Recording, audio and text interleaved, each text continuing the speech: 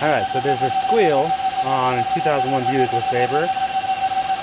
I've done a little bit of searching. I guess it's somewhat common. Someone mentioned the PCV valve, and I think that might be the issue because check this out. I just took the belt off to confirm it was no pulleys, no issues like that. Oh, okay, alright. I released too much pressure too soon, but you pull that oil fill out, release some pressure, which is a lot. There's a lot of pressure in there. A lot of vacuum, I should say. And the sound goes away. Cool. So it's not a bearing. That's fixable. That's something we can work with.